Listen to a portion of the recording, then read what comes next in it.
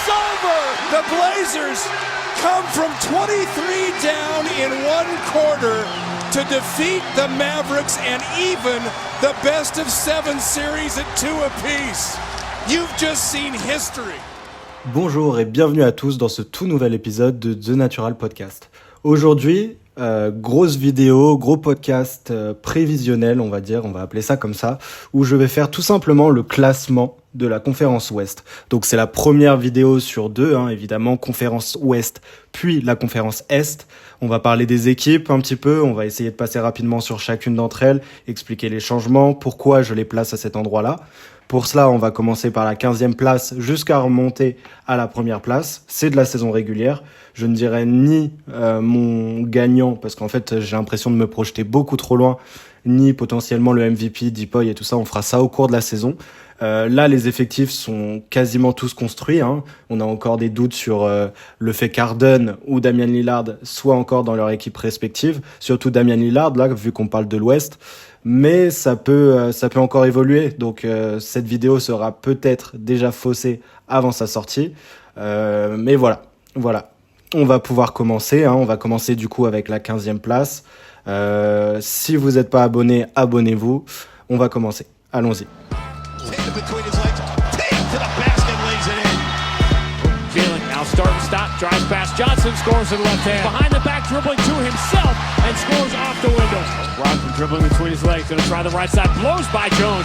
Tatum, considering his options, starts his drive, spins back to his right. Du coup, avant de donner ma 15e place, je tiens aussi à dire que comme c'est prévisionnel, il faut pas prendre le classement, même si c'est plus marrant de faire un classement, des prévisions du classement, il faut prendre plutôt la dynamique en compte. C'est-à-dire que oui, peut-être que l'équipe que je mets en 15 finira 13e, mais pour le coup, je pense qu'elle aura cette dynamique tout au long de la saison, une dynamique de tanking quand on parle des équipes à ce niveau-là. Pareil pour le play-in, c'est plutôt est-ce qu'ils vont réussir à aller au play-in, est-ce qu'ils vont avoir l'avantage du terrain pendant le play-in, est-ce qu'ils vont passer un tour, enfin bref, faut voir ça comme une dynamique plutôt que simplement un jeu de placement, ce qui serait beaucoup moins intéressant, même si je trouve que le jeu, ou en tout cas ce genre d'exercice est plutôt marrant à faire et plutôt intéressant. Il faut quand même pas prendre en compte trop le classement. Voilà, c'est juste comme ça que je voulais dire, je voulais juste énoncer cette vérité, et on y va. Donc en 15e place, donc dernier de la conférence Ouest et potentiellement dernier de la NBA, j'ai décidé de placer mes chers Portland Trail Blazers. Donc vous serez pas étonnés, je pense, au vu de la dynamique de cette intersaison, au vu du fait que Damian Lillard est sur le départ. Évidemment, quand je les place 15e, je fais en sorte que Damian Lillard soit parti, ou en tout cas il ne jouera pas avec cet effectif. J'en ai quasiment la certitude. On a un effectif du coup construit autour de Scoot Henderson avec Shaedon Sharpe et Anthony Simons, à voir si les trois joueront à côté. C'est-à-dire que je pense que Shaedon Sharpe sera peut-être remplaçant au poste 2, même s'il peut faire quelques minutes au poste 3, je ne le conseille pas.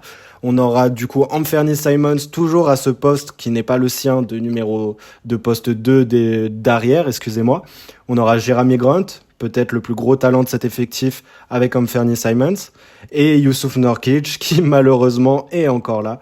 Donc oui, des joueurs un petit peu confirmés quand même, Anthony Simons qui peut avoir par séquence le niveau All-Star, Jeremy Grant qui sort de sa meilleure saison statistique, mais ça ne suffira pas. Au poste 3, on aura sûrement Matisse Thybulle ou Shaedon Sharpe à voir. On a aussi des rookies comme Chris Murray et Ryan Rupert, bien évidemment. Jabari Walker, qui est un jeune en saison sophomore qui sera très intéressant. Une équipe donc très jeune, qui va faire tourner les jeunes, justement. Comme je l'ai dit dans d'autres vidéos, cette franchise est dans une impasse. Damian Lillard était trop vieux, c'est le moment de tout reconstruire. Mais surtout, cette franchise est dans un état un petit peu particulier où on ne sait pas si ses dirigeants vont décider de vendre la franchise, notamment aux dirigeants de Nike. On était dans une situation quand même assez particulière où on ne voulait pas trop payer des contrats inutiles, où on ne voulait pas faire all-in sur des joueurs un petit peu, calibre All-Star. En tout cas, on était assez frileux au changement. Mais à côté de ça, on ne voulait pas tout reconstruire et perdre la valeur pour la franchise d'un joueur comme Damian Lillard. Donc oui, ce choix a été fait lors de l'intersaison. Je pense qu'il était obligatoire tout simplement parce qu'il a été fait par Damian Lillard lui-même et pas par la franchise qui n'a jamais réussi ni à l'entourer, ni à prendre des décisions. Mais on a un nouveau départ. On a un nouveau départ avec 3 jeunes joueurs qui ont Scoot Henderson à 19 ans, Shaedon Sharpe 20 ans et Anfernee Simons 23 ou 24 ans, je crois. Enfin bref, des jeunes joueurs qui peuvent progresser, on va dire, plutôt sereinement pendant quelques années, avant que cette situation en interne se règle, et tout simplement peut-être créer une autre culture de franchise, plus vers la win, plus vers le titre, potentiellement. C'est ce que j'espère infiniment, mais j'ai quand même du mal à croire. J'ai aucune confiance en cette direction, mais aussi en Chauncey Billups. Je sais que c'est un winner en tant que joueur, je pense que les jeunes joueurs l'aimeront bien, il peut potentiellement plus développer ces jeunes, mais dès que ça commencera à gagner des matchs, il ne faudra pas être trop dans l'attente comme ça a été le cas ces dernières années. Il faudra prendre des décisions fortes, et je pense que licencier Chauncey Billups quand les jeunes deviendront de plus en plus matures et capables de gagner des matchs, ce sera une nécessité. J'ai rien contre lui en tant que personne, j'ai rien contre lui, mais j'ai vu ce dont il était capable, c'est-à-dire pas grand-chose, même si l'effectif n'était pas très profond. Il avait des joueurs pour faire tourner, il avait du talent à revendre. La direction a fait des choix aussi un petit peu calamiteux en termes de transfert, mais ça n'excuse rien. Donc oui, Portland va tanker cette année, va être 15e. Ils perdent d'ailleurs 2 places, ils passent de 13e à 15e, donc ce n'est pas exceptionnel non plus. On s'y attendait, c'est l'année 1 de la reconstruction, déjà beaucoup de talent, donc un avenir assez lumineux si tout se passe bien. Et puis tout ce qu'on va vouloir voir, c'est des highlights, du top 10 highlights avec Shaedon Sharpe et Scoot Henderson, Anfernee Simons, des gros shoots. Mais voilà, on va espérer juste une grosse progression pour Shaedon Sharpe et potentiellement un rookie de l'année pour Scoot Henderson. C'est d'ailleurs le plus gros truc que j'aimerais voir cette année pour Portland, c'est le rookie de l'année du côté de Scoot Henderson. Enfin bref, voilà, on va passer à la 14e place.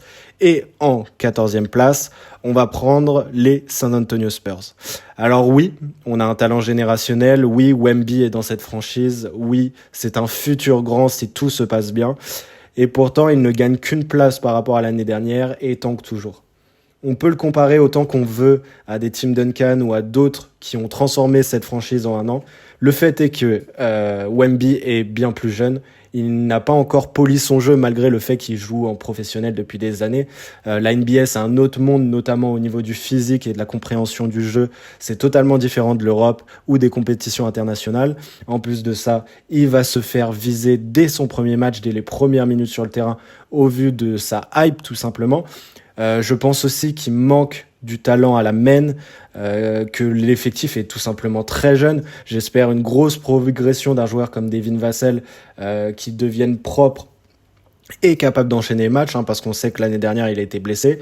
Il faut voir aussi la connexion entre Victor Wembanyama et Jeremy Sohan. Pour moi, Victor devrait jouer le poste 4, mais Jeremy, si on le met sur le banc, je pense que ce serait mauvais pour les deux, pour leur connexion, parce que c'est 2 futurs brillants, on va dire, dans cet effectif de San Antonio. À la main, comme j'ai dit, c'est plutôt faiblard. Trey Jones, que j'apprécie, mais qui est limité à mon sens. On a Cameron Payne qui est arrivé, qui est pareil, un joueur de fin de rotation pour une équipe qui va au titre, à voir combien de minutes on lui donnera. On a évidemment Sidi Sissoko, le 2e français, qui doit faire ses preuves, qui jouera sûrement beaucoup de matchs avec l'équipe d'Austin de G-League, mais un gros défenseur, peut-être qu'il aura du temps de jeu, j'espère. Devonte Graham aussi au poste de meneur, qui, comme les 3 autres meneurs, j'ai quand même du doute, ça manque énormément de talent. Mais voilà, on a des choses qui sont mises en place dans cet effectif. Malachi Branham, à voir comment il se développe. Les Romeo Langford, Blake Weasley. Si vous suivez la NBA de loin, vous ne connaissez même pas ces noms et je pense que c'est normal. Évidemment, il y a aussi Keldon Johnson et je pense que ce sera le meilleur scoreur et potentiellement le meilleur joueur avec Victor ou avec Devin Vassell cette année. Je mettrai quand même une piécette sur Devin Vassell qui pour moi a passé un cap et dont la blessure l'a ralenti, mais il a quand même passé un cap en termes de propreté et d'efficacité et aussi de scoring aux 3 niveaux, tout simplement. Donc voilà, à voir. Je pense que Victor Wembanyama fera forte impression dès sa première année.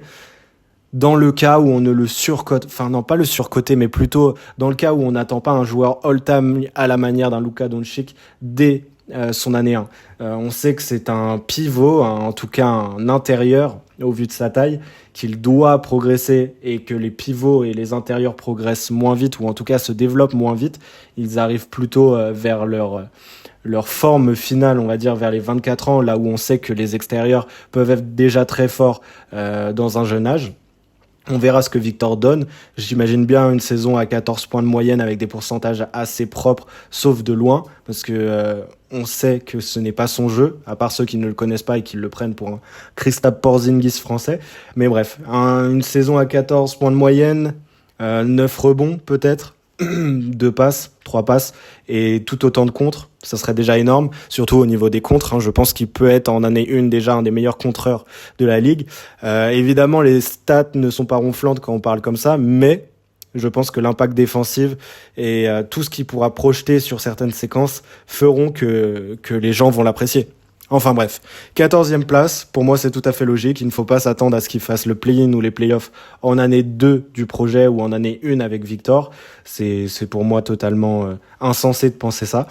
Mais bref, on va continuer avec le top 13 et encore une fois, je suis désolé mais aucune surprise de mon côté. On a les Houston Rockets qui gagnent eux aussi une place, passant de la 14e à la 13e place.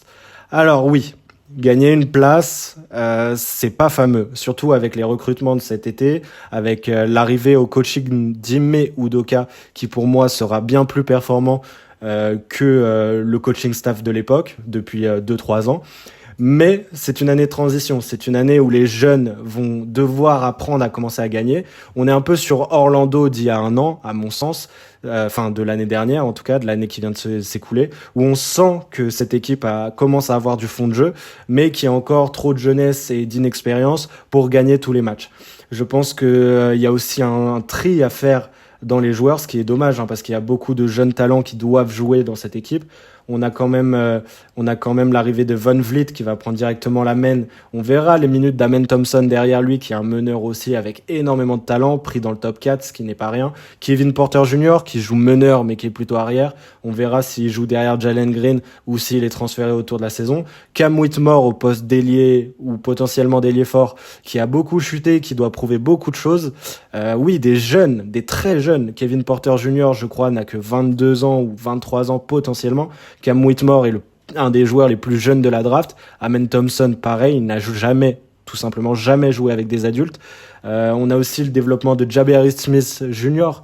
qui en Summer League a fait des cartons, qui a une année rookie, on va dire, en deçà des attentes, mais qui montre quand même de très belles choses, qui lui portera, je pense, le poste 4 à lui tout seul, je pense qu'il sera titulaire malgré son jeune âge. Alperen Sengun en 5, qui pour moi doit faire une sorte de deuxième breakout seasons, c'est-à-dire que ses stats ont évidemment augmenté entre son année 1 et son année 2, mais là il doit polir son jeu, essayer d'être plus présent défensivement, mais surtout offensivement. Il doit être le second meneur derrière Fred VanVleet de cette équipe. En tout cas, le second initiateur de jeu. Peut-être pas dans la passe, mais dans la création. Je pense qu'il en est capable. J'aimerais bien que Jalen Green soit plus off-ball, qu'il apprenne en tout cas à être plus off-ball, ce qui va être compliqué parce que toute sa carrière, il n'a pas eu à le faire. On a aussi Dillon Brooks qui arrive à voir ce que ça donne, s'il a un impact positif ou négatif sur cet effectif. On sait que c'est un mort de faim, on sait que il a une grande gueule et que potentiellement il peut donner un petit peu d'énergie ou je ne sais pas comment dire, un peu de hargne à cet effectif, mais tous les bons côtés que j'ai cités là, il peut avoir évidemment le côté contraire, c'est-à-dire prendre des shoots horribles, se prendre pour ce qu'il n'est pas, faire des déclats qui desservent tout l'effectif. C'est pour ça que Memphis ne l'a pas conservé. Mais je pense qu'un backcourt, en tout cas des extérieurs, comprenant Fred VanVleet, Jalen Green et Dillon Brooks, peut être très prometteur. Peut-être pas pour l'année prochaine, et encore, je les vois bien faire une saison à 28 wins, ou en tout cas quelque chose comme ça, ce qui serait bien, parce qu'en fait, ça ferait déjà un tiers de plus que cette année. Mais voilà, je pense que c'est une année de transition, je pense qu'on ne sait encore pas ce que ça va donner pour beaucoup de joueurs. Là, j'ai sous les yeux Amen Thompson, Kevin Porter Jr. et Cam Whitmore. S'ils se développent comme on le pense et comme ils sont prévus à la draft, ça peut être très très fort comme banc, même en année 1. Mais voilà, Cam Whitmore est un trou noir, on l'a vu même en Summer League, il ne passe pas le ballon, il ne joue que pour lui. Amen Thompson n'a encore pour l'instant pas de shoot, n'a jamais joué avec des joueurs de ce niveau-là. Kevin Porter Jr., malgré le fait qu'il soit mis à un poste qui l'a toujours desservi, je pense, aux Rockets, est un gros perdeur de ballon, un joueur qui a des pourcentages au shoot qui sont parfois calamiteux et qui est pour moi tout simplement pas un meneur. On a aussi l'arrivée de Jeff Green qui, j'en ai parlé pour Dylan Brooks, mais finalement c'est peut-être lui, le vétéran, qui va resserrer cet effectif, qui va tous les concerner tout simplement, qui va faire son rôle de vétéran. Ce qui manque dans des équipes aussi jeunes, c'est souvent de faire l'erreur de ne prendre que des jeunes et aucun vétéran. On a Jock Landale qui a fait des bonnes minutes, voilà. On a Tyree Eason qui potentiellement lui aussi pourra avoir une belle breakout season, mais bref. Je vais pas faire le tour de l'effectif, vous le connaissez. Il a beaucoup évolué, mais Udoka va mettre en place un jeu peut-être beaucoup plus collectif, beaucoup plus léché et plus défensif, parce que Udoka, on se souvient aux Celtics, avait mis en place une défense collective et individuelle assez impressionnante, qui l'avait emmené jusqu'en finale NBA. Enfin bref, à voir. Je pense qu'on est dans une saison de transition, que ça va être assez compliqué quand même de viser plus haut, peut-être le play-in, mais s'il vise le play-in, pour moi c'est une grosse réussite en tout cas. Enfin bref, on va passer à la 12e place, et c'est la première équipe qui reste et qui ne change pas de place, c'est tout simplement, excusez-moi j'ai bugué, le Utah Jazz. Alors, le Utah Jazz, pourquoi il n'évolue pas ? On se rappelle quand même que cette équipe est en année 2 de son projet, qu'il montre des choses assez importantes, assez positives. Mais on sait aussi que cet effectif qui a récupéré du talent à la draft, qui a fait pour moi une des meilleures drafts de cette année en termes d'intelligence, a beaucoup rajeuni son effectif. Ils ont transféré leur cadre comme Mike Conley, comme ce genre de joueurs-là. Ils n'ont plus de meneurs pour moi réellement distributeurs et organisateurs. Ça va se partager entre Jordan Clarkson, Colin Sexton ou ce genre de joueurs. On a l'arrivée de John Collins qui est sur le même poste que Lauri Markkanen. On va voir s'ils les font jouer à côté, parce qu'il y a Walker Kessler aussi qui était déjà en année 1 très impressionnant, avec un toucher proche du panier assez élite, avec une défense sur le panier, encore une fois, qui était impressionnante pour un joueur de son âge, et on ne demande qu'à ce qu'il progresse tout simplement. J'ai eu beaucoup de mal avec cette phrase, mais vous m'avez compris. On a évidemment Lauri Markkanen, à voir s'il peut enchaîner 2 saisons comme l'année dernière à un si haut niveau de jeu, c'est-à-dire 25 points je crois de moyenne. C'était le MIP de la saison dernière. On a des joueurs comme Kelly Olynyk, Ochai Agbaji, qui doivent encore mieux s'inclure dans le processus. Ochai Agbaji qui est encore un jeune joueur et qui doit progresser au shoot. Il était vu comme un shooter pur lors de sa draft. Il doit encore monter en pourcentage, monter en efficacité. Kelly Olynyk doit prendre le rôle de vétéran auprès des nouveaux jeunes, comme Taylor Hendricks, comme Keyonte George surtout, Keyonte George qui a été l'un des meilleurs joueurs de la Summer League. Pour moi, c'est un de mes chouchous de tout simplement de cette draft. Il est comparé, alors même qu'il a été drafté, je crois, en 17 ou en 16. Il a été comparé quand même à un certain Bradley Beal, à voir s'il arrive à répondre aux attentes, mais il a déjà montré de belles choses à la création de son shoot. Il est potentiellement un bon défenseur aussi, il faudra qu'il se muscle un peu. On a Bryson Sabo, qui est un des meilleurs attaquants aussi de cette draft, mais uniquement attaquant pour lui. C'est un arrière-ailier qui doit tellement progressé en défense et à la distribution, mais on a quand même énormément de jeunes talents qui sont arrivés. Talen Horton-Tucker, qui malgré le fait que ce soit aux Lakers ou cette année, me déçoit chaque année, je ne trouve pas qu'il a le niveau pour être titulaire en NBA. Et bien sûr Taylor Hendricks, pris en place numéro 9, qui est une sorte de poste 4, potentiellement poste 3, qui peut shooter de loin, qui a des bonnes qualités athlétiques, qui est aussi un profil défensif intéressant dans le futur, mais encore une fois sur les mêmes postes de John Collins et Lauri Markkanen. Donc à voir les choix qui sont faits, à voir ce qui se passe dans cet effectif. Si on décide de jouer très très grand, ça peut être aussi intéressant évidemment, avec leur nouveau coach. Comment il s'appelle ? Je me souviens plus de son nom. Si, Will Hardy, Will Hardy, qui a montré des choses exceptionnelles. Je pense que c'est un des très bons coachs des prochaines années. Donc j'ai confiance, mais cet effectif, malgré le fait qu'il progresse vers redevenir une grande équipe de l'Ouest, en tout cas une équipe qui gagne à l'Ouest, c'est beaucoup rajeuni. Donc encore une fois, année de transition, ou en tout cas année où les jeunes vont devoir avoir de l'impact et du temps de jeu s'ils veulent refaire la même que l'année dernière et potentiellement plus en visant le play-in. Pour moi, ça n'arrivera pas dans mon bracket, on va appeler ça. Ils vont finir encore une fois 12e. Et puis à voir si dans ces jeunes qui arrivent, ou dans John Collins peut-être, qui retrouve des couleurs auprès d'un nouvel effectif, il y a un potentiel d'All-Star qui se cache là-dedans, ou de Defensive Player of the Year avec Walker Kessler. On verra bien ça. En tout cas, voilà, on arrive à la 11e place. Et je pense qu'on va un petit peu accélérer le rythme, parce que ça fait 20 minutes que je discute avec vous, et on n'a fait que 4 équipes, et il y en a 15. Donc pour la 11e place, on va enchaîner direct avec les Los Angeles Clippers. Voilà, la plus grosse take, on va dire, de cette vidéo, ce sera sûrement eux. Je ne sais pas, on va continuer après et vous me direz dans les commentaires. Mais les Los Angeles Clippers en 11, avec une perte de 6 places, c'est quand même assez culotté. Je pense que c'est l'année de trop. Je pense que ça fait 2 ans que c'est l'année de trop. Je pense que c'est au front office de changer les choses. On sait que dans 1 an, potentiellement, il y a l'ouverture de leur nouvelle salle à Los Angeles et qu'ils veulent des gros joueurs présents. Je pense néanmoins que Kawhi Leonard, qui va encore jouer 30 matchs, et Paul George qui vieillit et qui, lui, se blesse aussi énormément, ça ne va pas suffire. Pour moi, même s'ils n'ont pas de tour de draft, de premier choix de draft, de premier tour de draft, excusez-moi, jusqu'en 2027, il faut se séparer de ces joueurs tant qu'ils ont encore une valeur. Paul George a encore énormément de valeur. On le voyait à Portland, avec les rumeurs sur Portland, Kawhi c'est pareil. Je suis sûr qu'il y a des effectifs qui voudraient récupérer ce genre de joueurs.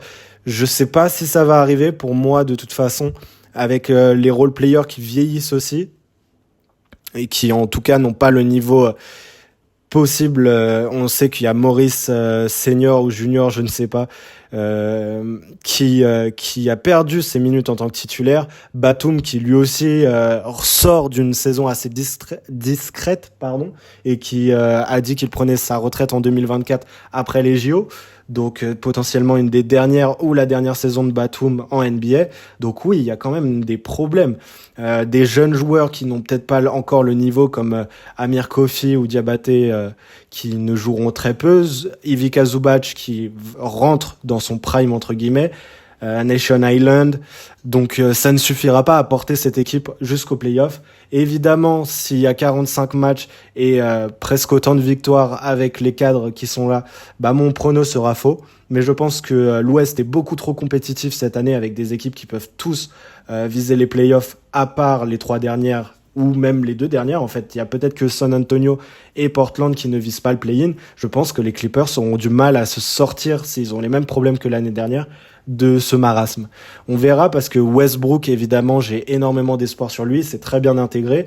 À voir s'il y a des choix forts comme signer des joueurs comme Harden ou potentiellement d'autres d'équipes de l'Est ou d'équipes qui vont se reconstruire pour rajouter encore du talent. Mais est-ce que du talent sur du talent avec des joueurs blessés, des cadres blessés, des All-Stars blessés, est-ce que c'est vraiment utile? Je ne pense pas. Donc oui, les Clippers, pour moi, c'est fini. Il faut tourner la page. Cette franchise, on l'a vu, est bien gérée maintenant depuis un peu moins de 8 ans, on va dire. Et il faut savoir tourner la page et reconstruire tout simplement, ou en tout cas jouer intelligemment le coup pour avoir des choix de tour de draft, des choses comme ça, des jeunes joueurs, parce que tout simplement si on attend 2027 avec cet effectif là, vous donnerez énormément de choix aux équipes qui ont vos tours de draft. Je crois d'ailleurs que ce sont Oklahoma City, je ne sais plus, je crois que c'est eux, avec le trade de Paul George Shai. Je ne sais plus, mais voilà. Donc oui, Los Angeles Clippers, perte de 6 places, 11e, et pour moi ça me paraît assez logique. Alors on rentre dans les places du play-in. Pour moi, ça va se jouer, c'est très serré, très stack. Comme je l'ai dit, l'Ouest cette année sera assez difficile. Et pour moi, avec une perte de 1 place, on aura les New Orleans Pelicans. Pourquoi ? Alors, je sais qu'il y a un effectif jeune qui commence à prendre de l'expérience, qui est de plus en plus performant, hein. Trey Murphy, José Alvarado, Herbert Jones. On aura aussi l'arrivée d'un arrière comme Jordan Hawkins, Dyson Daniel qui monte des belles choses en défense. Tout ce genre de joueurs. À côté de ça, on a évidemment des Larry Nance qui sont plus expérimentés. Willy Hernan Gomez qui a beaucoup d'expérience, notamment FIBA. Je ne sais pas s'il va rester, mais bref. Il y a des joueurs plus vieux, comme aussi, évidemment, et il est en FIBA actuellement, ou alors il a été éliminé, je ne sais plus. Oui, forcément. Jonas Valanciunas. Mais pour moi, le problème, c'est que Brandon Ingram ne peut pas porter cet effectif qui est encore peut-être un petit peu trop limité, trop haut dans cette conférence Ouest. S'ils étaient à l'Est, ça aurait été différent. Et je pense que c'est l'année où on perd un peu l'espoir Zion Williamson pour une saison à, disons 60 matchs pour être gentil. Donc non, je pense que cette année va ressembler malheureusement à toutes les autres, aux 2 dernières en tout cas, que Zion Williamson est dans une franchise qui n'arrive pas à mettre en place des choses pour que son poids se stabilise. On sait qu'il y a eu beaucoup de problèmes avec Anthony Davis, ça a l'air d'être la même chose avec lui. C'est peut-être le moment de le faire partir avant que sa valeur ne chute drastiquement. Et dernier point qui me fait douter d'une saison plus haute que la 10e place, c'est tout simplement CJ McCollum en tant que meneur titulaire. C'est un grand joueur, CJ. Il a pas la chance, il a la malchance plutôt d'être entre 2 postes, d'être trop petit pour l'un et potentiellement trop profil arrière pour le poste de meneur. Mais cette saison m'a fait énormément douter de lui. Son arrivée était très bonne. Il était très bon, que ce soit au scoring, à l'efficacité ou même au partage de la balle. Je ne pense qu'il sera jamais niveau All-Star comme il aurait dû l'être dans sa carrière à un moment donné. Derrière lui, il y a très peu de meneurs purs qui peuvent, même s'il y a beaucoup de porteurs de balles, hein, il y a très peu de meneurs qui peuvent faire en sorte que cet effectif aille très haut. Je sais que CJ McCollum va scorer, je sais qu'il va faire ses stats, je sais qu'il aura des matchs où il sera tout simplement exceptionnel à mi-distance comme on le connaît, mais j'ai quand même l'impression que ce n'était peut-être pas la bonne solution de le prendre en tant que meneur, et enfin je sais pas. Ça me fait un peu de mal en tant que fan de Portland de dire ça de CJ, mais sa saison est quand même assez décevante. Vous regardez ses pourcentages, même s'il est autour des 19-20 points, c'est très faiblard. Mais bon, il y a encore beaucoup d'espoir dans cet effectif. On a une franchise qui travaille très bien avec des jeunes qui sortent de nulle part et qui performent. On a encore des joueurs confirmés. Brandon Ingram, malgré le fait que à cette Coupe du Monde FIBA, il ne soit pas au niveau attendu, eh bien, on l'a vu à 30 points de moyenne en retour de blessure et très fort que ce soit en play-in. Donc oui, évidemment que j'ai beaucoup d'espoir encore pour cet effectif. J'espère qu'ils pourront me faire mentir, mais tout simplement, ce n'est pas que je les trouve trop faibles. Enfin, si, un petit peu. Mais c'est que pour moi, les effectifs au-dessus se sont soit renforcés, soit sont tout simplement meilleurs. Donc voilà, pour moi, une 10e place et se battre pour potentiellement aller en play-off, ça sera déjà bien pour cet effectif. Évidemment, c'est pas ce que je leur souhaite. Je sais qu'avec Zion Williamson à 90% de ses capacités, ils peuvent déjà viser le top 6 ou le top 5, même plus. On l'a vu en début d'année dernière. Mais j'ai quand même d'énormes doutes, pour être très poli. Enfin bref, on va passer à la place numéro 9 directement. La place numéro 9 sera tenue par le Oklahoma City Thunder, qui gagne une place. Donc oui, on a inversé les deux, parce que tout simplement, même si je pense que la 9 et la 10 ne changent pas grand-chose, je pense quand même que Oklahoma s'est renforcé, qu'il y a une sorte de plafond de verre à dépasser, et ce sera peut-être pour l'année prochaine, mais pas cette année, parce que cet effectif est bien construit, il y a beaucoup de jeunes joueurs d'extérieur qui sont assez intéressants. Il manque néanmoins un secteur intérieur. On sait que Chet Holmgren va jouer cette année. Je pense qu'il va améliorer les choses à l'intérieur pour cet effectif s'il reste sur 2 jambes, mais il ne faut pas trop en demander à un rookie, même s'il a 1 an d'expérience dans cette franchise, qu'il n'a pas joué évidemment, mais qu'il a pu s'entraîner auprès de professionnels en NBA, etc. Je pense quand même que ça serait trop lui demander de faire passer ce cap à cette équipe en année 1. Shai Gilgeous-Alexander, on l'a vu en FIBA, on l'a vu l'année dernière, est devenu une superstar. Toujours un petit peu trop esselé à mon goût, mais on va le voir potentiellement cette année. Est-ce que il y aura des joueurs à transférer, des jeunes à sacrifier, parce que je pense que cet effectif manque de vétérans. On a Davis Bertans, qui est arrivé, qui pour moi est un petit peu trop payé et qui ne changera pas grand-chose, que ce soit au secteur intérieur ou dans les vestiaires, hein, parce que ces jeunes ont l'air assez matures, ils n'ont pas potentiellement besoin de gens pour les cadrer. C'est plutôt des gens pour les cadrer sur le terrain plutôt que off-court. Qu'il me faudrait. On a Lugensdort qui monte encore de très belles choses. J'espère une progression de Josh Giddey, évidemment. Chez Tom Green, il faut une première saison importante. On a un Victor Oladipo aussi. J'avais oublié totalement sa présence, qui pourra faire du bien dans les vestiaires, qui est un professionnel, qui a eu beaucoup de difficultés, mais voilà, un professionnel, ça c'est sûr. On a l'arrivée de joueurs d'importance, comme Kayson Wallace, qui pourra apporter de la défense sur les lignes extérieures encore plus. Évidemment, on attend une progression de Jalen Williams, qui a déjà 22 ans, mais qui est en année 2 est forcément obligé de progresser. Kenrich Williams, ils s'appellent tous Williams, j'ai quand même un petit peu de mal, qui est un des joueurs, un des vétérans de cet effectif, qui montre de très bonnes choses dans son rôle de facilitateur et tout ça, dans son rôle de défenseur en mission, enfin bref, vous m'avez compris. Jalen Williams aussi, qui montre des bonnes choses, des très bons écrans et tout ça, mais qui est encore très limité. Je pense qu'il se fera prendre sa place, c'est sûr, même par un joueur comme Chet Holmgren, à voir si les deux peuvent jouer ensemble. Isaiah Joe, bon shooter, il en faut dans cet effectif, parce que effectivement c'est la plus grosse tâche, et je pense que l'arrivée de David Bertans est aussi pour ça, c'est pour apporter du shoot à cet effectif. On sait que Bertans c'est un bon shooter, mais il a eu des saisons totalement sans, donc à voir. Pour le côté un peu français, on va regarder l'évolution d'Ousmane Dieng. Il s'est blessé, il a montré des choses très mauvaises et des choses un peu pas mal, tout simplement. C'est un profil assez intéressant, 6-10, c'est intéressant pour un ailier. À voir s'il peut développer encore plus son shoot, devenir un vrai two-way player. Il lui faudra de la place, cet effectif est assez fourni en jeunes.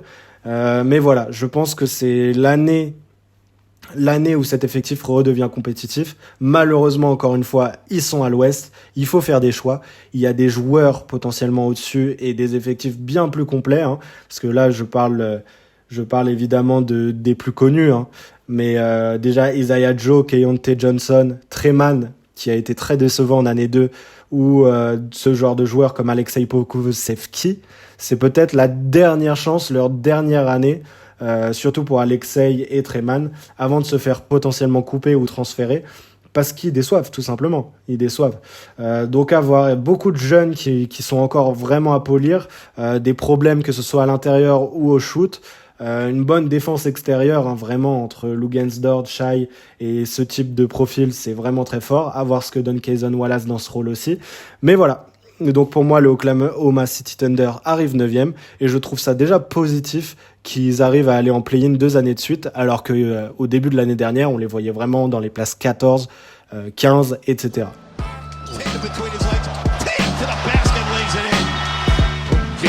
Start and stop, drives past Johnson, scores in the left hand. Behind the back, dribbling to himself, and scores off the window.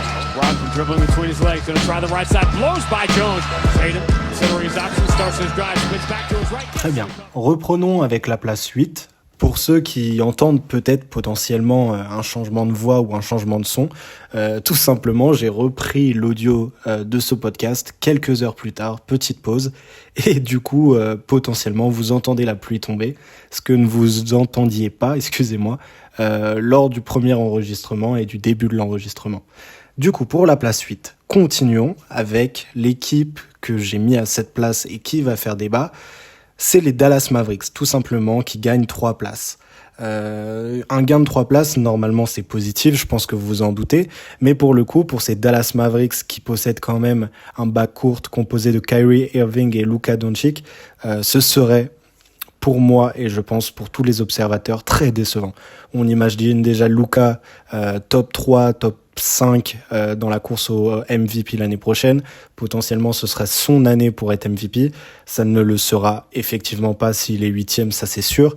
Mais je pense que j'ai totalement raison de douter de cet effectif, parce que même s'ils ont une construction qui est de plus en plus cohérente, il manque de certitude. Sur les postes d'ailier, on a des Josh Green, des Tim Hardaway qui sont des joueurs soit trop jeunes pour assumer ce qu'on demande à assumer à cet effectif, c'est-à-dire d'être contenders et de pouvoir jouer le titre avec Luka Doncic. On a le retour de Seth Curry qui jouait très peu en fin de saison avec les Nets. On a des jeunes joueurs dans le front de court, notamment avec Maxence Prosper. On a aussi un Dwight Powell qui continue à performer, mais qui a 32 ans et qui est quand même un profil très limité. Et aussi le pivot pris en 12, je crois, cette année, Derek Lively, second du nom, ou je sais pas, le 2, Derek Lively 2. Enfin bref, ce joueur-là qui était très intéressant à NCAA, mais qui pouvait pas jouer plus d'une vingtaine de minutes à cause de problèmes de faute, qui est encore très limité et qui l'était déjà en NCAA. Bref, c'est un projet à long terme, ce que ne recherche absolument pas Dallas, même s'ils sont renforcés à l'intérieur et c'est ce qu'on leur demandait et que c'est assez logique d'avoir fait ça. Il manque encore du monde. On a l'arrivée d'un Grant Williams qui pourrait être un ajout de poids parce que c'est un two-way player de talent, un two-way player qui était quand même 7e homme dans une équipe contenders, à voir ce que ça donne parce qu'on sait aussi que il était sur les postes de Jason Tatum, des postes de ailier fort, c'est donc assez compliqué de l'intégrer en tant que titulaire, mais à voir ce qu'il peut donner. On a aussi l'arrivée de Richaun Holmes qui est pour moi un peu de steak dans la peinture, mais qui était lui aussi complètement sorti de la rotation chez les Kings. Bref, on a des joueurs intéressants, mais des joueurs soit trop jeunes, ou alors il manque tout simplement de certitude à cet effectif. On a un Tim Hardaway Jr. qui, une saison sur 2, est totalement inexistant, pour ne pas dire une saison sur une. On a un Jaden Hardy qui joue sur les postes arrière, qui a besoin de temps de jeu et qui potentiellement peut faire une très bonne saison en 6e homme, mais pour moi il est encore trop brut en fait. Il devrait faire des retours avec la G-League. Bref, à voir ce que ça donne, mais on a quand même un effectif qui s'est rajeuni pour donner du point positif. On a un effectif un petit peu plus cohérent autour de 2 joueurs offensifs comme le sont Luka Doncic et Kyrie Irving. On peut parler un petit peu d'eux, j'ai aucun doute offensivement sur leur complémentarité. Kyrie Irving est un profil qui peut jouer off-ball et qui tout simplement, même s'il a tous ses problèmes extra-sportifs, et c'est ça qui va questionner le plus, peut jouer autour d'un Luka à la même manière qu'il jouait autour d'un Harden il y a 2-3 saisons, ça va poser aucun problème. Défensivement, ça va être plus compliqué. On verra quel rôle aura des joueurs comme Josh Green ou comme, je ne sais pas, des joueurs comme potentiellement Grant Williams qui doivent faire 2 fois plus d'efforts pour compenser les lacunes défensives de ce backcourt, même si je pense que Luka Doncic a les ressources, en tout cas physiques, pour être un meilleur défenseur et il doit le montrer cette année, même s'il est moins fort en attaque, il sera suppléé plus efficacement par Kyrie Irving que n'importe qui dans sa carrière. Donc oui, il faut qu'il laisse un peu de place et qu'il occupe d'autres parts du terrain, notamment la défense. C'est l'année aussi charnière pour Jason Kidd, le coach, tout simplement parce qu'il y a 2 ans, il avait réussi à mettre en place une très bonne défense autour de Luka. Ils avaient réussi, contre toute attente, à aller en finale de conf et à faire très bonne figure. Après, évidemment, ils ont perdu Brunson, qui fut un départ, au final, très dommageable et même cataclysmique quand on sait qu'il a maintenant le niveau All-Star, même s'il l'a pas été, il le sera sûrement l'année prochaine. En tout cas, il le sera à un moment dans sa carrière, donc c'est quand même très dommageable. On remplace par un Kyrie Irving qui est effectivement un plus grand talent, mais qui pose beaucoup de doutes au niveau extra-sportif, au niveau de sa mentalité, son tempérament. Mais c'est surtout que l'année dernière, Jason Kidd on avait l'impression tout simplement qu'il avait perdu son vestiaire. Il ne proposait rien déjà, il avait toujours l'air d'être en retard sur chacune de ses décisions en cours de match, mais surtout il faisait des interventions sur nombre de ses joueurs assez particulières, disant qu'il n'était que coach finalement, ce qui est quand même assez fou, sachant que c'est peut-être le rôle le plus important derrière le franchise player. En tout cas, les deux marchent en consort, les deux marchent ensemble. Donc oui, à voir ce que cet effectif donnera. Je pense qu'ils feront les playoffs, je pense qu'ils ne passeront même pas le premier tour. Mais j'espère qu'ils me font mentir, parce que vraiment j'adore Luka Doncic et en tout cas je pense que c'est un des plus grands talents des 10 prochaines années. Mais ça va s'annoncer compliqué en tout cas cette année, à voir ce que ça donne, à voir le développement des jeunes aussi. C'est ça qui pose problème, c'est qu'on se base un petit peu trop sur la jeunesse et sur des profils un petit peu limités pour aller loin. Cet effectif est mieux construit, ça c'est sûr, mais c'est peut-être un peu trop limité pour la conférence Ouest en tout cas, pardon. Enfin bref, passons à la 7e équipe de ce classement, le top 7, avec une équipe qui baisse de une place, les Golden State Warriors. Alors, que dire sur ces Golden State Warriors ? Eh bien, tout simplement pour commencer, vous avez entendu, j'ai soufflé, ça me paraît assez fou quand on parle des Golden State Warriors, quand on parle des Warriors de cette dynastie de ces 10 dernières années. Mais je pense que la transition se passe très mal entre la nouvelle et l'ancienne génération. Le choix de virer et de transférer Jordan Poole pour ramener Chris Paul est pour moi le premier clou sur ce tombeau, sur ce cercueil. Chris Paul qu'on souhaite faire jouer à côté de Stephen Curry, avec un Draymond Green qui commence à être vieillissant et un Klay Thompson qui sort d'une de ses pires saisons pour moi dans l'efficacité et dans ce qu'il a proposé sur le terrain, malgré ce qu'il dit lui-même. Stephen Curry, j'ai encore conscience qu'il sera All-NBA, qu'il sera peut-être l'un des meilleurs joueurs de la ligue et qu'il sera peut-être dans la conversation MVP. On ne sait pas si les blessures le laissent tranquille, c'est tout à fait possible. Mais j'ai quand même du mal à y croire. On sait que Andrew Wiggins doit revenir à un bon niveau. Il lui est arrivé des choses pas cool ces dernières semaines et ces derniers mois, que ce soit personnellement, familièrement, enfin bref, vous m'avez compris. Même au niveau de la draft, Brandin Podziemski, je n'apprécie pas. Il y avait plus de talent à aller chercher. C'est un choix tout simplement de contender, évidemment. Mais potentiellement, s'il y avait des jeunes à développer, on aurait pu aller chercher d'autres personnes plus haut. Je trouve ça assez dommageable.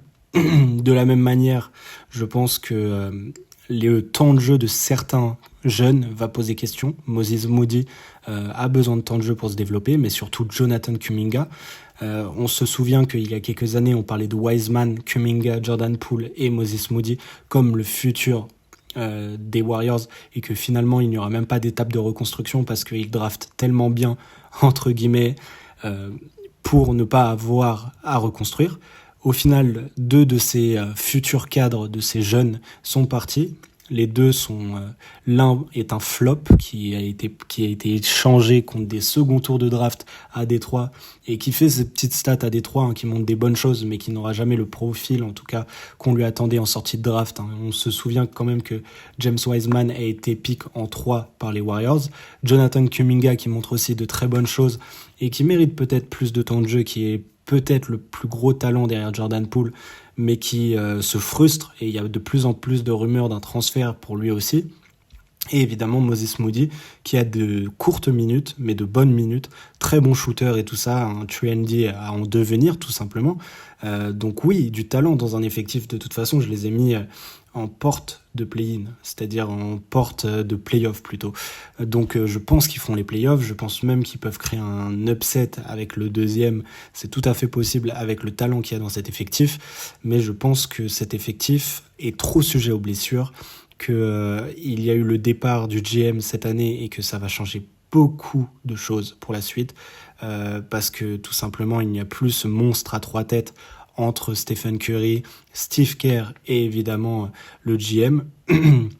Je pense aussi que Joe Lacob, qui est le président de ces Warriors, en aura peut-être marre à un moment donné de payer beaucoup trop cher ses joueurs, alors même que l'année dernière ils n'ont fait qu'un second tour de play-off, ce qui est déjà bien, mais pas assez et pas suffisant pour ces Warriors. Pareil, il récupère le contrat de Chris Paul, qui est un gros contrat aussi, même s'il dégage celui de Jordan Poole. Pour moi, le contrat de Chris Paul peut être plus toxique à court terme. Enfin bref, ils ont rajouté des joueurs comme Dario Saric. Il y a du talent dans cet effectif. Ils ont même pris Corey Joseph.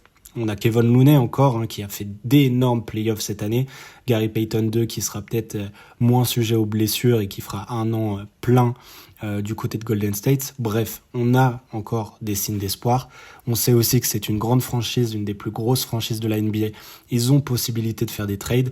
Le problème étant, est-ce que au niveau de l'image, c'est vraiment possible de transférer des joueurs comme Klay Thompson ou Draymond Green, ou même potentiellement Chris Paul, on ne sait pas, pour faire la place à un nouveau talent, sachant que, on le sait tous, que ce soit Draymond Green ou Klay Thompson, ils veulent finir leur carrière ici, ou en tout cas ils font tout pour devenir des légendes à long terme, et ils le sont déjà, c'est fou de dire ça, mais ils le sont déjà. des légendes des Warriors et ils veulent finir leur carrière ici. Donc ça serait un énorme risque de tout bouleverser. Je pense que cette franchise est très patiente, mais en même temps, cette franchise sera peut-être trop patiente avec certains de ses cadres et tout simplement, on aura une phase de reconstruction qui viendra dans quelques années. Ce que on rejetait totalement il y a même 1 ou 2 ans, à voir ce que Jonathan Kuminga donnera cette saison, mais ça va être quand même très compliqué pour les voir comme de réels contenders cette saison, même si je pense qu'ils feront les playoffs. Enfin bref, on va passer au top 6. Et pour la 6e place, tout simplement, j'ai décidé de mettre les Sacramento Kings. Alors c'est une baisse de 3 places, effectivement. Et pourtant, je pense qu'ils seront et ils proposeront le même jeu attractif et offensif que l'année dernière. Pourquoi baisse-t-il de 3 places ? Évidemment, il y a la concurrence. Je pense qu'ils seront plus sujets aux blessures. Enfin, c'est horrible de dire ça, mais l'année dernière, ils n'en ont eu aucune. C'est une des équipes qui a été le plus épargnée par les blessures. Je pense aussi qu'autour d'eux, ça s'est beaucoup renforcé. Que si certains effectifs au-dessus et même en dessous n'ont pas de blessures, ils peuvent totalement concurrencer ces Kings. À côté de ça, même si les jeunes prennent de l'expérience, notamment Keegan Murray, on verra ce qu'il donne en saison 2, mais j'ai beaucoup d'attentes par rapport à lui. Et que bien sûr, il y aura beaucoup plus d'automatisme entre De'Aaron Fox, Domantas Sabonis, Keegan, même des Malik Monk ou des Harrison Barnes. Je pense quand même qu'il y a un défaut défensif pour cette franchise, que potentiellement, s'ils ont moins de chance au global, et même avec l'ajout de joueurs comme Nerlens Noel, ou alors le développement de Davion Mitchell, qui sont des profils défensifs plutôt excellents, même complètement excellents dans leur rôle défensif, même si on sait que Nerlens Noel en attaque, c'est tout simplement zéro, cata, enfin bref, vous m'avez compris. Je pense tout simplement que cet effectif sera juste débordé par la concurrence, et je pense aussi que cet effectif sera beaucoup plus attendu. C'était une darling de l'Ouest l'année dernière, c'était une franchise vraiment redevenue sexy avec leur histoire de Light the Bean. Enfin bref, je pense que cette année on attend les Kings, c'est la première fois qu'on dit ça depuis 17 ans et je pense vraiment que ça va leur porter préjudice. Évidemment, je leur enlève peut-être, j'ai pas fait le nombre de victoires et de défaites, je leur enlève peut-être 3 ou 4 victoires maximum. On sait que dans ces places-là, de 6 à 3, à l'Ouest, c'est totalement serré. Donc oui, je pense que ça sera une bonne saison pour les Kings. Ils peuvent aussi potentiellement faire l'upset. Ça va être compliqué, mais cet effectif a plus d'expérience. Mais j'ai quand même des doutes. Voilà, j'ai des doutes parce que je pense qu'ils n'ont toujours pas le statut de contender. On sait que ça va vite en NBA. S'ils ne chopent pas le statut de contender cette année ou l'année prochaine, il faudra déjà penser à la suite. Et c'est horrible de dire ça pour une franchise qui joue aussi bien, pour une attaque aussi collective et aussi huilée. Mais voilà, à voir. J'aime aussi l'ajout de Alexander Vezenkov, qui est un des meilleurs joueurs d'Euroleague l'année dernière et qui a signé aux Kings. On verra quel rôle il aura en sortie de banc sûrement et qu'est-ce qu'il pourra faire, mais ça peut être très intéressant à NBA, à voir comment il s'adapte. Mais voilà, top 6, pour moi, c'est plutôt clair et c'est même plutôt une place cohérente, stable. Ça ne me choque pas et ça ne devrait pas vous choquer, je pense. Continuons avec la place numéro 5 et là... Gros avis. De toute façon, là, vous commencez à comprendre les équipes qui manquent et les équipes qui sont au-dessus. En place numéro 5, j'ai donc décidé de mettre Minnesota. Évidemment, là, ça doit faire rugir, ça doit poser beaucoup de problèmes à beaucoup de monde parce que ils ont très mal joué l'année dernière. Il y avait beaucoup d'histoires. Heureusement, il y avait Anthony Edwards dans cet effectif parce que sinon ça aurait été beaucoup plus compliqué. Là, je leur fais gagner 3 places quand même. Ils sortent du play-in et ils rentrent même dans les places très positives de play-off, même s'ils n'ont pas l'avantage du terrain. Pourquoi ? Tout simplement parce que déjà en play-off, j'ai redécouvert une âme à cet effectif. Rudy Gobert était positif pour cet effectif, même si on sait que Kat était limité, ou en tout cas il n'était toujours pas au niveau dont on l'attend depuis quelques années. Je pense que là, il s'est reconcentré. Son parcours FIBA en World Cup l'a permis potentiellement de mûrir et de forger une saison incroyable. De toute façon, Anthony Edwards l'a dit, il veut que Kat soit à ce niveau de MVP, en tout cas qu'il soit à un niveau de All-Star, All-NBA, que qu'il fasse taire les critiques, tout simplement. Je pense que le faire à côté de Rudy Gobert sera une épreuve et à voir comment ça évolue, parce qu'ils n'ont pas joué des centaines de matchs ensemble encore, même s'ils sont au moins une vingtaine ou une trentaine. Mais même à part ça, même en occultant ce front court, je trouve que le backcourt Mike Conley et Anthony Edwards fonctionne vraiment bien. D'ailleurs, Mike Conley fonctionne vraiment bien avec l'ensemble de cet effectif, que ce soit Rudy Gobert ou Kat en playoff, c'était très intéressant. Des facilitateurs comme Kyle Anderson, c'est très intéressant à voir dans les vestiaires ce que ça donne avec Rudy Gobert ou d'autres. On sait qu'il y a de forts caractères et des caractères très différents. On voit que Edwards veut prendre le lead. Il a de plus en plus d'interviews où il est beaucoup plus réfléchi, où il parle de cet effectif et qui veut participer à faire grandir cet effectif. Et moi, j'ai décidé aujourd'hui de lui faire confiance, tout simplement parce qu'il n'a que 22 ans, qu'il est déjà, et il était pendant la World Cup, le leader de cette équipe des USA, et qui sort d'une saison tout simplement de All-Star à 24 points de moyenne à seulement 22 ans, hein. Pour vous dire, il n'a à peine, même pas d'ailleurs, un an de plus que moi. C'est quand même impressionnant. J'ai l'impression que ça fait 4-5 ans qu'il est déjà au niveau All-Star, ou en tout cas qu'il est dans la ligue. À côté de ça, on a un Jaden McDaniel qui a 23 ans, qui est sur les mêmes standards d'âge en tout cas, et qui a un profil défensif et d'ailier très fort. Je l'ai découvert cette année, redécouvert plutôt, parce que j'ai eu l'impression qu'il passait un vrai cap.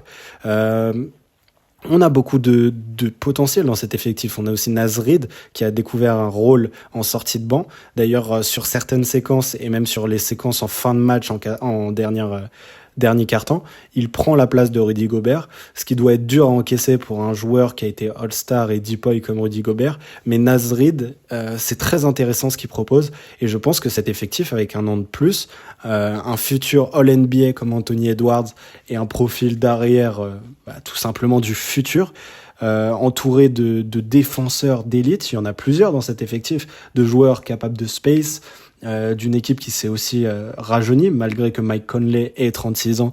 Cette équipe est en début de course, j'ai envie de vous dire. On a aussi la présence de Nickel Alexander-Walker, qui a fait un très bon taf lui aussi sur Jamal Murray en playoff, qui là sort de la Team Canada pendant la FIBA, et tout simplement il a été très fort. Peut-être que lui aussi cette année passera un step, même s'il a déjà 25 ans, c'est tout à fait possible, et j'ai une entière confiance en cet effectif. L'année dernière déjà on les mettait dans le top 4, on a été beaucoup déçus. Je pense que on demande trop vite trop de choses à ces équipes qui se construisent en intersaison, mais là c'est la deuxième année et il faut y aller. Je pense que Minnesota est capable d'aller gratter une 5e place, peut-être plus haut même. Moi j'ai plus tendance à dire qu'il serait 4e, 5e, plutôt qu'il soit encore une fois dans les places du play-in. Non, je pense vraiment que c'est l'année d'Anthony Edwards. Je pense qu'il va se révéler au monde, parce que les initiés et même ceux qui regardent la NBA de loin le connaissent, mais Anthony Edwards en 2023-2024, ça va être tout simplement un monstre absolu, je le pense. Enfin bref, voilà. On peut enchaîner, je pense, avec la 4e place. Et pour cette 4e place, tout simplement, j'ai décidé d'y inscrire les Memphis Grizzlies.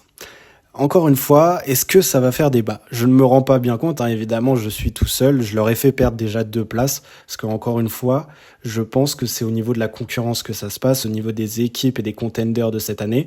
Mais pour moi, ils ne seront pas forcément moins forts que l'année dernière. À voir ce que Ja Morant donne au retour de sa suspension de 25 matchs. Est-ce qu'il est au fond du gouffre mentalement, ou est-ce qu'il se reprend et qu'il a fait un tri dans les gens qui l'entourent et qu'il a taffé sur son jeu? Bref, on verra ce que ça donne. Moi, j'ai entièrement confiance sur un joueur aussi jeune, sur le fait qu'il puisse évoluer dans le bon sens. À côté de ça, on a un effectif qui s'est tout simplement renforcé. On a un Marcus Smart qui pourra prendre le lead de la main, en tout cas le lead à la main, de cet effectif en l'absence de Ja Morant. On sait que cet effectif est totalement capable de gagner des matchs sans Ja. Ils l'ont fait les 2 dernières années et ils l'ont déjà prouvé. En espérant que Desmond Baines et Jaren Jackson Jr. ne se blessent pas, parce qu'on sait qu'ils en sont capables. Les deux se sont blessés pendant une vingtaine de matchs l'année dernière. Mais si on a un Marcus Smart associé à un Desmond Baines avec Jaren Jackson Jr. et tous les autres profils, évidemment, Jake LaRavia qui a montré d'excellentes choses lui aussi en FIBA, Xavier Tillman qui reviendra, Zaire Williams qui j'espère passera un cap parce que c'était un profil que j'adorais en sortie de draft. On a pour les vestiaires aussi un Derrick Rose et potentiellement pour quelques minutes qui peut être très intéressant. Beaucoup de joueurs, un excellent coach en Tyler Jenkins.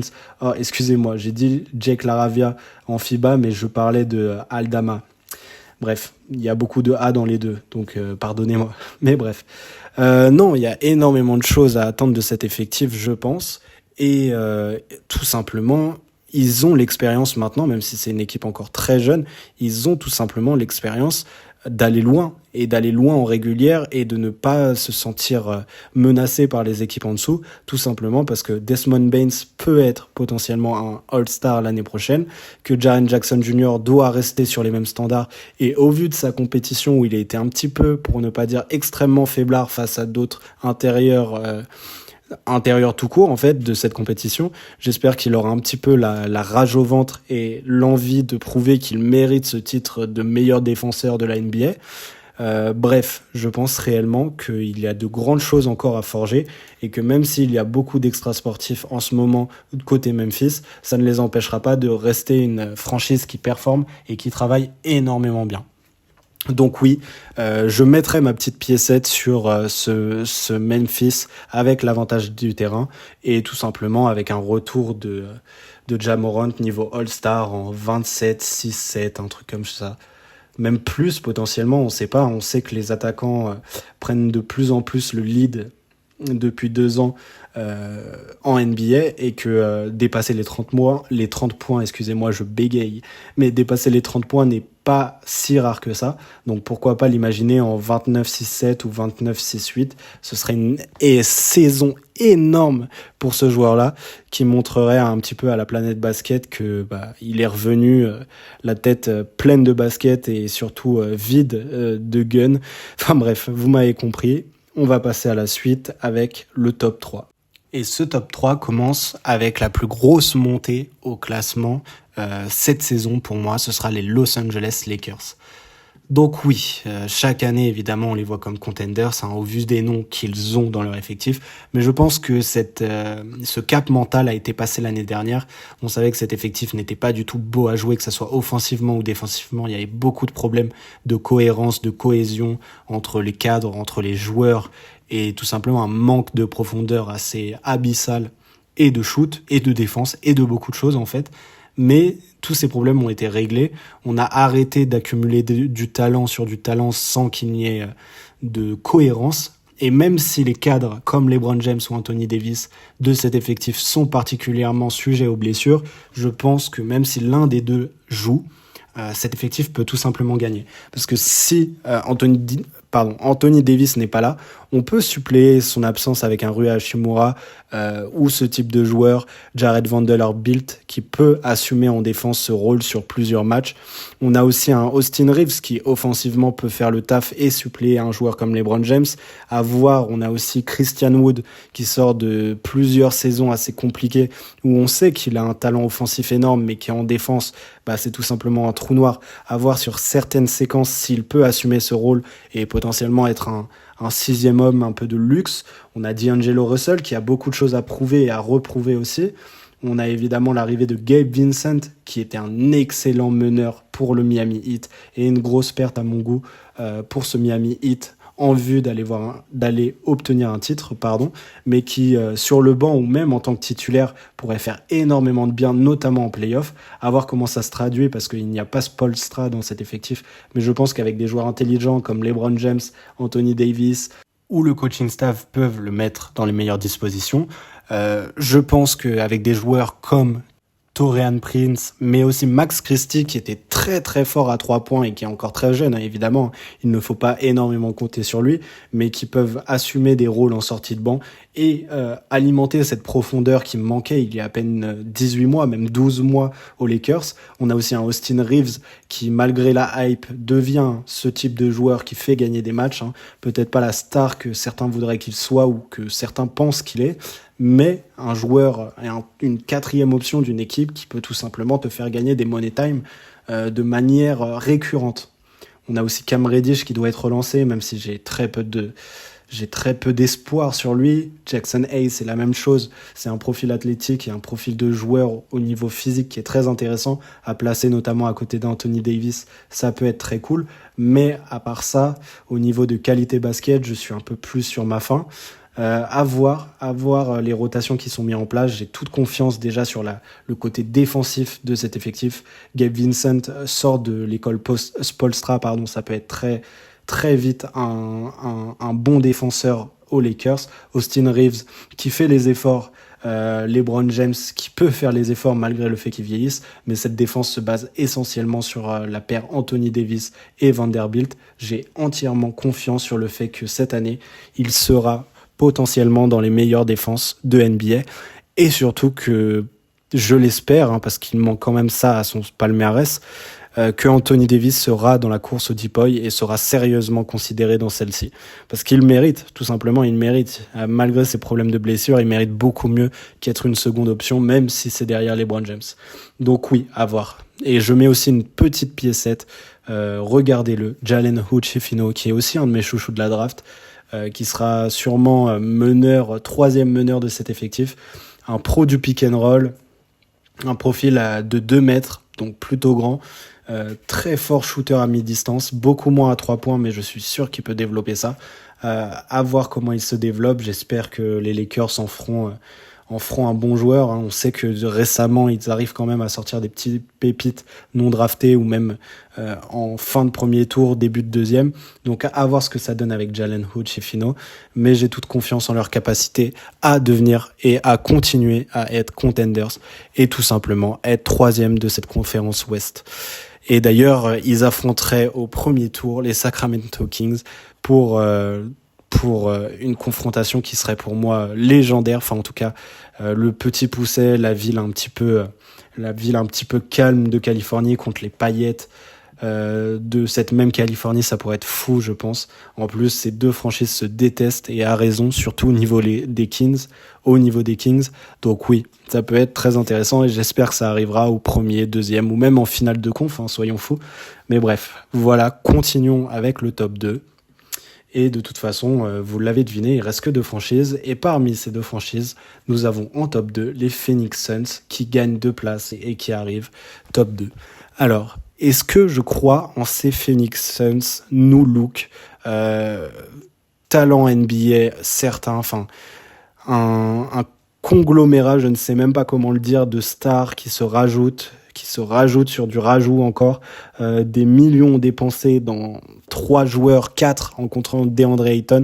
Bref, un effectif de superstars. On sait qu'on en a marre depuis quelques années, que ça ne mène à nulle part. On va dire que c'est peut-être la dernière chance, The Last Dance pour cet effectif. Mais on parle uniquement de saison régulière. Je ne crois pas forcément en cet effectif en play-off. Je pense qu'il est limité, même s'ils ont réussi à construire un bout de banc assez intéressant, quand même, avec Yuta Watanabe notamment, Bol, on va voir si ce n'est pas juste de la hype, Eric Gordon, TJ Warren, il y a des joueurs sur ce banc, Josh Okogie bien sûr, même si je ne sais pas s'il sera tout le temps en sortie de banc. Il y a de quoi faire un effectif à 8-9 joueurs assez complet. Mais cet effectif ne se connaît pas, cet effectif n'a pas d'âme, même si Devin Booker et DeAndre Ayton jouent ensemble depuis certaines années maintenant. Bradley Beal devra accepter un rôle de 3e option, voire de 4e. Dans les faits, on ne sait pas ce que donnera DeAndre Ayton. On sait que leur nouveau coach est d'un profil très défensif et qui veut redonner un peu de light, un peu de lumière à DeAndre Ayton et qui le trouve important dans le projet. Donc à voir ce que ça donne. Ce coach qui a quand même été champion en 2020 avec Frank Vogel, pour ceux qui ne le savent pas, qui a été champion en 2020 se basant sur une défense énorme aux Lakers. On va voir ce que ça donne avec les profils qu'il a. On sait que Kevin Durant, depuis quelques années, est un bon défenseur. Devin Booker aussi. Bradley Beal est tout simplement average. Il n'est ni bon ni mauvais à mon sens. Et DeAndre Ayton, c'est selon les efforts. Donc, pour moi, la chose la plus importante à créer dans ce groupe est une identité de jeu, est une âme d'équipe tout simplement. Mais est-ce que ça sert vraiment en saison régulière ?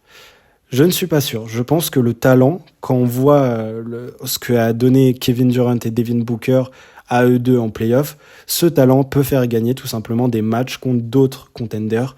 Sur un match, ils peuvent tout simplement sortir et de nombreuses fois, hein, évidemment, même la plupart des fois, avec la win. On verra en playoffs ce que ça donne. Je me pose beaucoup de questions, notamment sur Bradley Beal et DeAndre Ayton.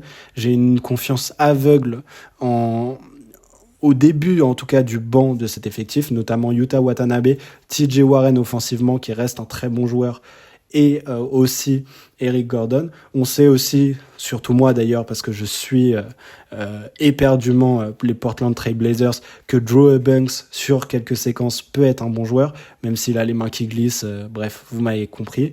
On a aussi Josh Okogie, je sais qu'il va faire une bonne saison, parce qu'en fait, ça doit être ce connecteur entre toutes ces stars qui doivent penser à mettre leur ego de côté, à voir ce que pense Bradley Beal de tout ça. Je me souviens quand même qu'il avait sorti de lui-même, hein, il l'avait dit dans une interview, qu'il pensait qu'il était échangé contre Devin Booker à Washington. Par conséquent, il pensait qu'il avait le niveau, ou en tout cas la valeur de Devin Booker. Je pense qu'il ne se rend pas compte du joueur qu'il est depuis 2 ans et que personne à part lui pense qu'il a cette valeur-là sur le marché. Donc à voir s'il arrive à limiter son nombre de tirs par match, à faire les efforts pour créer. On sait que ça va être potentiellement lui, le véritable meneur de cet effectif. Donc voir s'il est capable de créer, passer la balle et tout simplement de créer du système de jeu. Parce que moi j'ai des doutes, tout simplement. Donc oui, rien de positif, hein. On a l'impression qu'on parle d'une équipe 12e de conférence, mais disons que quand on a un effectif avec Kevin Durant et Devin Booker, c'est dur de ne pas le mettre avec l'avantage du terrain. Mais je pense quand même que cet effectif n'ira pas au bout, qu'elle est contender, hein, c'est un fait, au vu des noms qu'elle possède, et même du coach qui a une certaine renommée. Je pense néanmoins que cet effectif sera un effectif de saison régulière, comme l'étaient beaucoup d'effectifs avant lui, notamment beaucoup d'effectifs de Kevin Durant. Non, on va pas cracher dessus parce que c'est factuellement faux. Il n'a pas eu de chance, mais voilà, c'est quand même assez compliqué pour lui ces dernières années, et on va voir ce que ça donne. Mais là, j'ai les noms sous les yeux, j'ai le coaching staff, j'ai aussi les montants sous les yeux, et je pense que c'est cher payé, ça c'est sûr, c'est une certitude, mais surtout que ça ne fonctionnera pas. Voilà, je l'ai dit, on peut passer à autre chose. Ça se trouve, dans 9 mois, 10 mois, eh bien, ça me donnera totalement tort, et en fait, ils gagneront contre je ne sais qui, les Bucks en finale 4-0, avec un Kevin Durant qui redevient MVP des finales, ou Devin Booker, potentiellement, on ne sait pas. Mais j'ai quand même certains doutes, hein, je ne parierai pas pour. Bref, on a fini sur le plus intéressant, j'ai envie de vous dire, parce qu'en première place, j'ai décidé de remettre les Denver Nuggets. Et pour le coup, effectivement, on tourne un petit peu en rond. C'est-à-dire qu'on a une force collective qui va être présente dès le premier match l'année prochaine. Il y a une facilité incroyable de réitération de l'exploit de l'année dernière, parce que cette équipe n'a pratiquement pas bougé, hein. On a perdu quelques joueurs de complément, évidemment, mais je pense qu'ils sont remplaçables à mort. Voilà. Je pense que Nikola Jokic, associé à un Jamal Murray qui sera potentiellement encore plus en jambes, malgré sa petite blessure avant le Canada et le fait qu'il n'a pas pu jouer la Coupe du Monde FIBA, je pense que ça va être une mismatch permanente pour les adversaires, ça va être compliqué pour eux. Je pense que Michael Porter Jr. aussi peut encore prendre en niveau. Il a été beaucoup trop relégué à un rôle de spot-up shooter, ou en tout cas pas assez de création à mon goût, même si je parle évidemment de création pour lui, parce que pour les autres ça ne sera jamais je pense que ça ne sera jamais un bon créateur collectif. On a aussi Aaron Gordon, s'il refait la même saison que l'année dernière, ça peut être incroyable. Kentavious Caldwell-Pope, tout simplement. Reggie Jackson, s'il revient un petit peu sur ses jambes. Kanchar, Njaji, Justin Holiday, enfin bref, vous connaissez ces noms. On verra l'arrivée de Julian Strouter, qui est un jeune de la draft, et de ce type de joueur et ce qu'ils peuvent faire. Mais je pense qu'on va s'attarder grandement sur le cas Nikola Jokic. Je pense tout simplement que c'est grâce à lui. On a vu que cet effectif pouvait gagner sans lui, ou en tout cas quand il était dans un mauvais jour, un mauvais jour, j'abuse, il l'a jamais été pendant ces playoffs. Mais quand il rentre sur le banc, quand il n'est pas là, ou quand il a un coup de moins bien, cet effectif peut prendre le relais. On en doutait pendant la saison régulière avant les playoffs. Maintenant, il n'y a plus aucun doute. Nikola Jokic sera encore dans la course au MVP et potentiellement MVP. Jamal Murray peut potentiellement choper sa première étoile d'All-Star.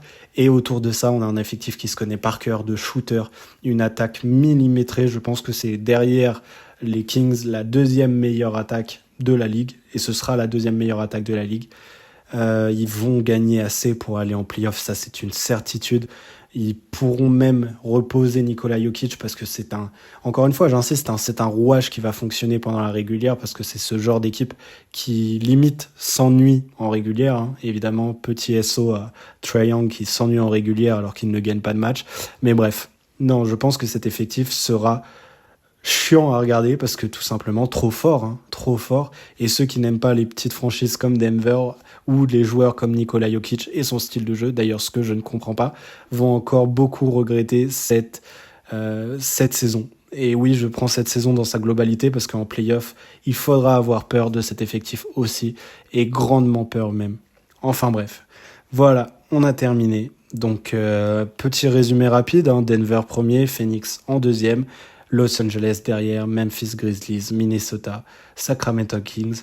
Pour la 7e place et les places du play-in, on a Golden State, après Dallas, Oklahoma, New Orleans, Pelicans. La 11e place, donc la pire place possible, c'est pour les Clippers. De toute façon, ils n'auront pas de choix de draft. Le Utah Jazz qui garde la même 12e place en rajeunissant. Houston Rockets qui passe un petit cap cette année en étant 13e.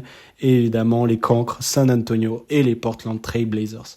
Enfin bref, je pense que c'est plutôt cohérent. J'ai pas fait beaucoup de folies. Peut-être que Minnesota en 5 et Los Angeles en 11 sont des folies. Mais moi, je trouve que par exemple pour Golden State ou Dallas, c'est tout à fait logique de les voir en 7e et 8e place. Je n'appellerais même pas ça une folie. Je pense que la progression de Minnesota est assez logique, que la descente, la légère descente des Kings l'est aussi au vu de la concurrence. Et je pense surtout que, encore une fois, depuis 20 ans maintenant, cette Ouest-là est une guerre de tranchées et que chaque match sera compliqué. Parce qu'en fait, toutes les équipes, à part potentiellement San Antonio, Portland et Houston, mais on ne sait pas, peut-être qu'ils viseront le play-in, toutes ces équipes, il y a 12 équipes pour 8 places ou 13 équipes pour 8 places de play-off. Et ça va être complètement fou. Il y a peut-être moins de contenders dans ce côté ouest de la NBA. Hein. On a encore Denver, Phoenix potentiellement, Los Angeles potentiellement. Et voilà, pour moi, les vrais contenders, ce sont eux. À voir pour Golden State, même si je les ai placés 7e, ils sont toujours un petit peu contenders. Mais il y a un vrai contender pour le titre et des quasi vrais derrière 2 ou 3. Mais côté Est, il y a peut-être plus d'équipes qui visent le titre et qui sont capables d'aller chercher un titre, quelques-unes de plus. Mais derrière ces équipes-là, la profondeur et le talent est beaucoup moins bien réparti. Et tout simplement, cet Est-là n'a pas le talent de cette conférence Ouest, en tout cas sur les 12 premières places. À voir sur les 3 premières, s'il y a plus de talent, s'il y a plus de contenders, c'est fortement possible. Mais voilà, l'Ouest sera encore une guerre de tranchées, sera encore extrêmement intéressant. Je sens qu'il va encore y avoir des stories, des matchs de fou, de l'extra sportif, bref, tout ce qu'on aime en NBA finalement, et aussi des matchs offensivement incroyables. Cette vidéo, ce podcast pour ceux qui m'écoutent, est donc la première d'une série de 2. La prochaine sera à l'Est, où on va parler des effectifs de chaque franchise. Encore une fois, un top 15 en partant du bas. Vous l'aurez compris, et on verra ça peut-être dans une semaine, un peu moins, 5 jours, le temps que je le sorte, sauf si je m'endors complètement sur le sujet. Mais bref, j'espère que cette vidéo, ce podcast vous aura plu. Encore une fois, je vous invite à regarder ça sur Spotify, Deezer, Apple Music ou YouTube, évidemment. Je vous souhaite une bonne soirée, une bonne journée, et à la prochaine pour de nouveaux podcasts. Au revoir.